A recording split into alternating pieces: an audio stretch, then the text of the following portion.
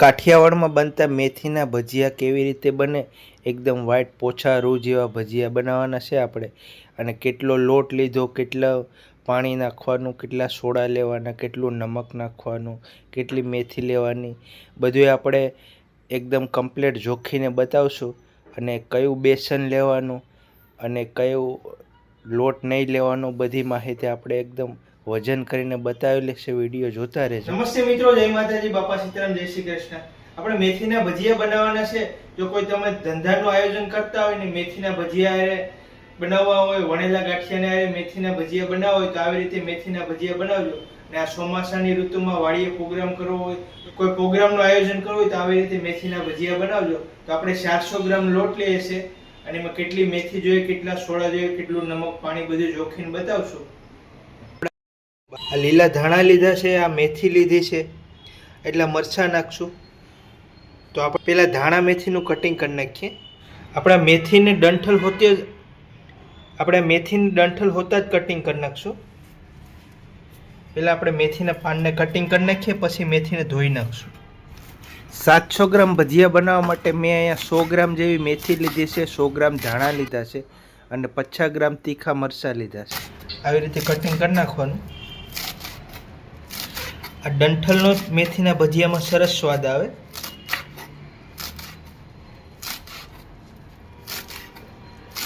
કૂણા કૂણા ડંઠલ હોય લેવાના.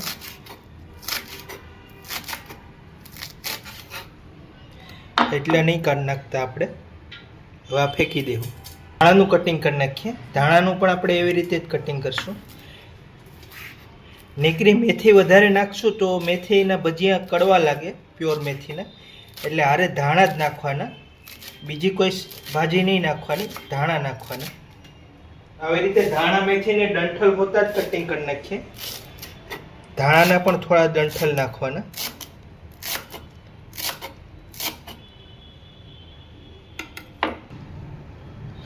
આ તીખા 3-4 આપણે મરચાં લીધા છે, એનું આપણે કટિંગ કરશું.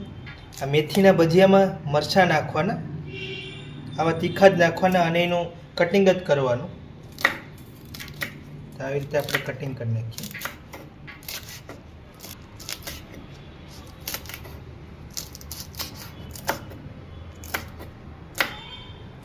ધાણા મેથીને ધોઈ નાખશું. મેથીને કટિંગ કર્યા પછી ધોઈ નાખવાના. 2 મિનિટ પાણીમાં પલળવા દેવાના, એટલે સરસ પછી ધોવો એટલે બધી માટી નીકળી જાય. આવી રીતે 2 મિનિટ પલળવા દેવાના, એટલે બધું માટી નીકળી જાય. થોડું તપેલું મોટું લેવાનું અને પાણી વધારે લેવાનું. મેથીના ભજીયા બનાવવા માટે હંમેશા બેસન જ લેવાનું, એ સારી ક્વોલિટીનું લેવાનું. જે વણેલા ગાંઠિયામાં હાલતું હોય એકદમ 1 નંબરનું બેસન લેવાનું. બાકી ઘરે ચણાની દાળના તમે ભજીયા બનાવશો તો એ સારા નહીં બને, કડક થઈ જાય, લાલ થઈ જાય. અને તમારે વાપરવું હોય ચણાની દાળનું તો 50% નાખીને તમે વાપરી શકો. બાકી સારી ક્વોલિટીનું બેસન લઈને જ મેથીના ભજીયા બનાવવાના, તો જ 1 નંબર કાઠિયાવાડી વ્હાઈટ ભજીયા બનશે. તો આપણે 400 ગ્રામ બેસન લે છે અને એમાં 100-125 ગ્રામ ધાણા મેથી કટિંગ કરેલું નાખશું. બેસન બેટર બાંધશું, 0 કરી દઈએ. 400 ગ્રામ બેસન લઈએ છે. બેસનને આપણે સારી નાખશું. તો બધાને પ્રશ્ન હોય કે કઈ કંપનીનું બેસન લેવું, તો વર્લ્ડ કપ છે, ગાયસાપ છે, ડોલર છે, ડબલ આસોપાલવ છે. બેસનને સારી નાખવાનું, એનાથી બેટર એકદમ મસ્ત એક હરખું બંધાઈ જાય. આવી રીતે બેસન સારી નાખવાનું. જો તમે બેસન સારશો નહીં તો અંદર આવી ગાંઠું હોય, એનાથી બેટર ગોટાનું બેટર હરખું નહીં બંધાય. એટલે પહેલાં સારી નાખવાનું. જ્યારે તમારે ગોટા બનાવો હોય મેથીના ભજીયા, ત્યારે બેસનને સારી નાખવાનું. તો આવી રીતે આપણે 400 ગ્રામ બેસન સારી દીધું છે. તો આપણે 1 કિલો બેસન હોય તો 35 ગ્રામ નમક નાખવાનું મેથીના ભજીયામાં. તો આ 400 ગ્રામ છે તો આપણે 15 થી 16 ગ્રામ નમક નાખીએ છીએ. તો આપણે 15 ગ્રામ નમક નાખી દઈએ.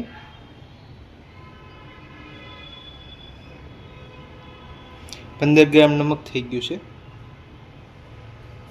15 ગ્રામ નમક લીધું છે. અને આપણે આ ભજીયાના સોડા છે, આપણે કિલો એક બેસન હોય તો 10 ગ્રામ નાખવાના. તો આપણે આ 400 ગ્રામ બેસન છે તો 4 ગ્રામ નાખી દઈએ. 400 ગ્રામ બેસનમાં 4 ગ્રામ સોડા. 4 ગ્રામ સોડા નાખ્યા છે. આની ઉપર આપણે એક લીંબુનો રસ નાખી દઉં. સોડાને એક્ટિવ કરવા માટે એક લીંબુનો રસ નાખી દઈએ એટલે મસ્ત ભજીયા ફૂલીને દડા જેવા થાય અને આ ભજીયાનો સહેજ પણ ખાટો સ્વાદ નહીં આવે.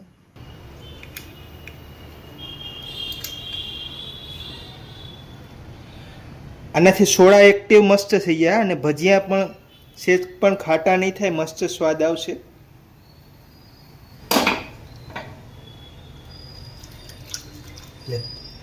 આપણે જે પલારેલા ધાણા મેથી છે એ નાખી દઈએ. પાણી કાઢી નાખીએ.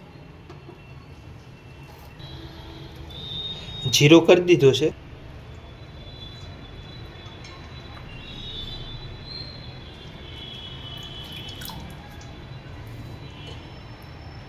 આ 125 ગ્રામ જેવા ધાણા મેથી નાખવાના. થોડું પલારેલા છે એટલે પાણીનો ભાગ છે. અને આપણા મરચાંની કટકી કરી નાખી દઈએ. ધાણા મેથી મરચાં થઈને ટોટલ 150 ગ્રામ જેવી લીલોતરી નાખી છે આપણે બધી. આપણે પાણી જોખીને નાખી દઈએ. 200 ગ્રામ પાણી નાખશું. જીરો કરી દીધો છે કાંટામાં. પાણી નાખી દઈએ.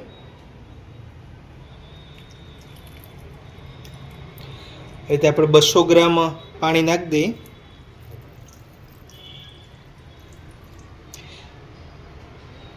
થાય હવે આપણે આનું બેટર બનાવી નાખીએ. હવે આ બધી મિક્સ કરી દઈએ.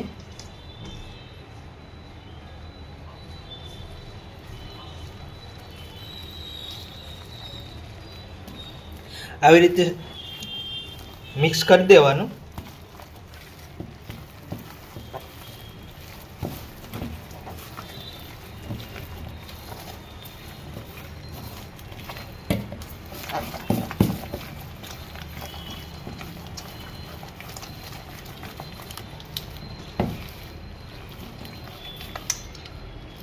આવી રીતે સરસ બેટર બંધાઈ ગયું છે. થોડું આપણે બેટર કડક રાખવાનું. થોડું ઢીલું થઈ જાય બેટર. આવું બેટર રાખવાનું. ભજીયા સરસ પૂરાઈ જાય. વધારે બેટર ઢીલું હોય તો ભજીયામાં તેલ આવી જાય એટલે એટલું માપનું રાખવાનું. 1 ચમચ આપણે મરી લીધા છે અને ભૂકો કરી નાખીએ.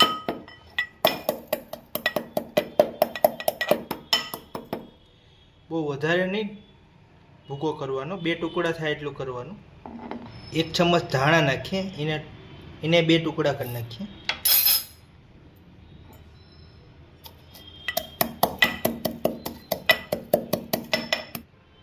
આપણે આ ડીશમાં ભજીયા કાઢશું. આ ડીશનું વજન 250 ગ્રામ છે એ માઇનસ કરી નાખશું.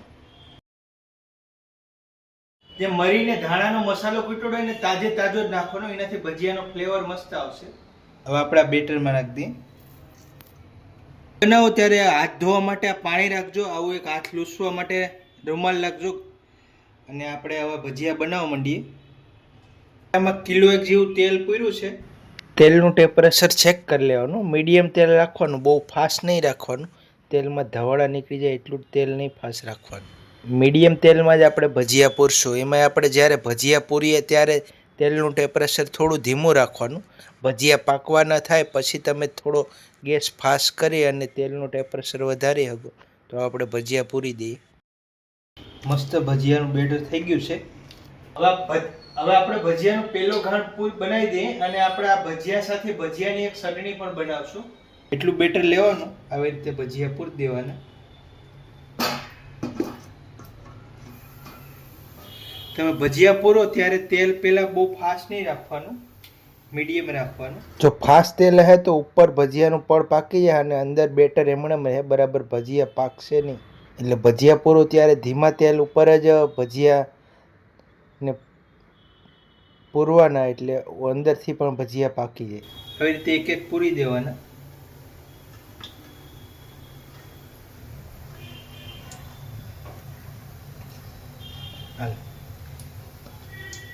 એટલું બેટર લેવાનું. આવી રીતે આપણે ભજીયું પૂરીએ છીએ તો કેમ ધીમે ધીમે ઉપર આવે છે, આવી રીતે ધીમે ધીમે ઉપર આવવા જોઈએ એટલે અંદરથી પણ સરસ પાકે. તેલનું ટેમ્પરેચર મીડિયમ છે આવી રીતે એક એક ભજીયા પૂરવાના, દૂર દૂર તેલ ભજીયા પૂરે એની જગ્યા રહેવી જોઈએ, એનાથી ભજીયા મસ્ત ફૂલશે. આ ભજીયાના બેટરમાંથી આપણે 2 ઘાણ થાય. એક ઘાણના આપણે અત્યારે ભજીયા બનાવીને પછી ભજીયામાંથી એક ભજીયાની મસ્ત ચટણી જે જૂની કાઠિયાવાડની છે એ દહીંમાંથી બને છે, એ ચટણી આપણે બનાવી નાખીએ. એક ઘાણ પાકે પછી આપણે બીજો ઘાણ બનાવી દેવું.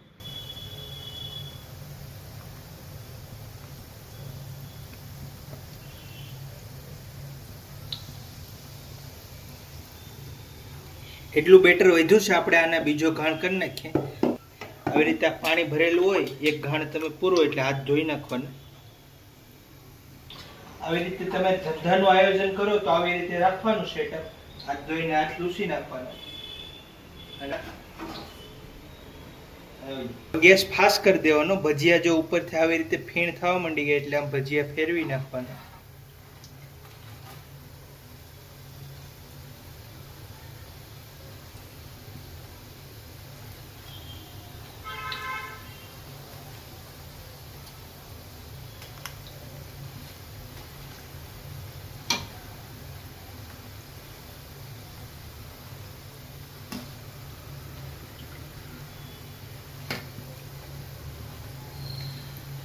હવે ગેસ થોડો ફાસ્ટ કરી દેવાનો. એકદમ મસ્ત ફૂલી ગયા છે ભજીયા. ભજીયા પાકતા 6 થી 7 મિનિટ જેવો સમય લાગશે, અને એવું લાગે તો એક ભજીયું તોડીને જોઈ લેવાનું.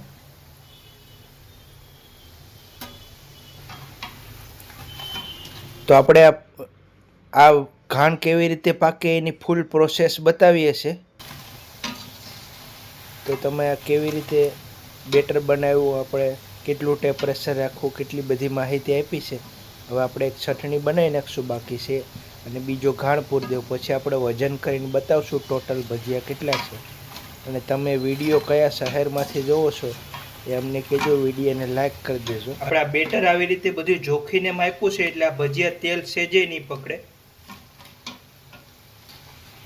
ભજીયા પાકે એને 5-6 મિનિટ થઈ ગઈ છે. હજી આપણે 1-2 મિનિટ પાકવા દેવું. તો મિત્રો 5-6 મિનિટ થઈ ગઈ છે ને આપણા ભજીયા પાકી ગયા છે સરસ એકદમ. હવે આપણે ભજીયા કાઢી લઈએ.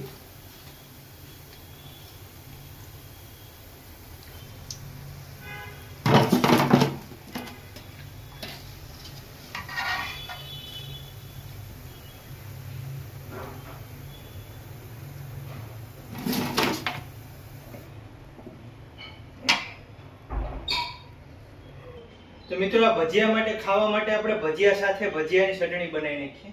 આપણે આ 3-4 ભજીયા લીધા છે, એને આપણા મિક્સરના જારમાં નાખી દઈએ.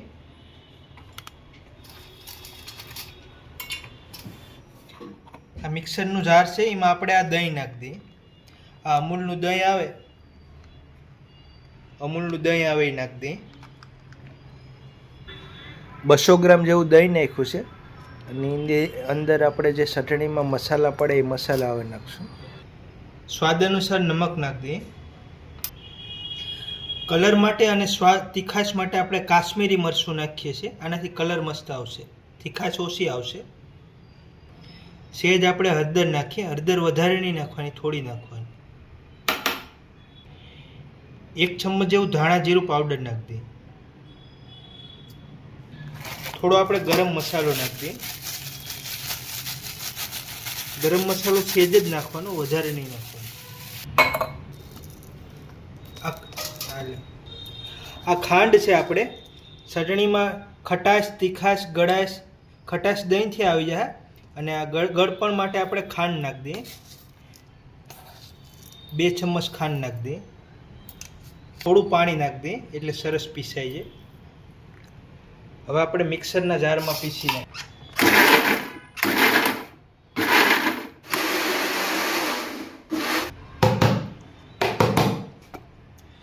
તો મિત્રો સરસ ભજીયા સાથે ભજીયાની ચટણી બની ગઈ છે. દેખાવ પણ સરસ છે અને ટેસ્ટમાં પણ બેસ્ટ બને છે. આવી રીતે આ ભજીયા સાથે ભજીયાની ચટણી બનાવજો. સેમ આવી રીતે આપણે બીજો ગાળો બનાવી નાખીએ. અને પછી આ ભજીયાનું કેટલું વજન થાય હું તમને બતાવું.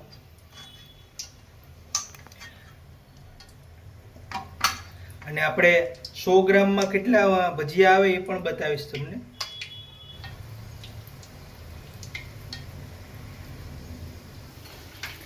સેમ આ ભજીયાને આપણે 5-6 મિનિટ પાકવા દેવું.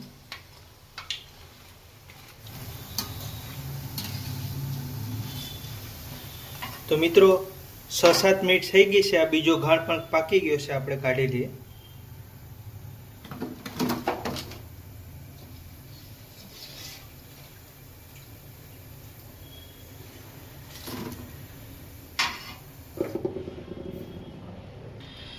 તમે ઘરે ભજીયા ખાતા હોય તો ગરમ ભજીયા હોય તો એની ઉપર આ હિંગ સેજ નાખી દેવાની,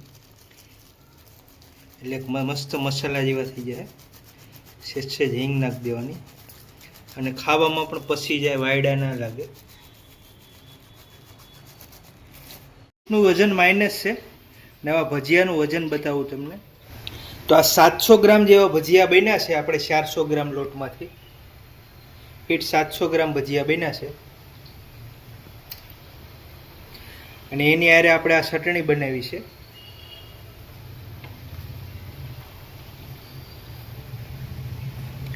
તો હું તમને આ ભજીયું તોડીને બતાવું કેવી જારી પેડી છે. જો એકદમ સરસ જારી પડી ગઈ છે, મસ્ત ભજીયા ફૂલી ગયા છે.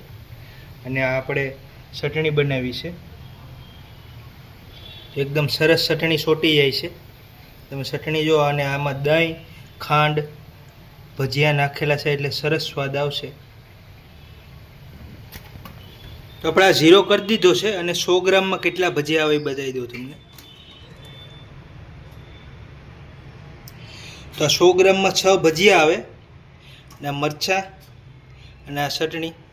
તો અમારે અમદાવાદમાં તો અહીં 50ના 100 ગ્રામ જાય છે. આવી રીતે આ તમે ભજીયાનો બિઝનેસ કરી શકો.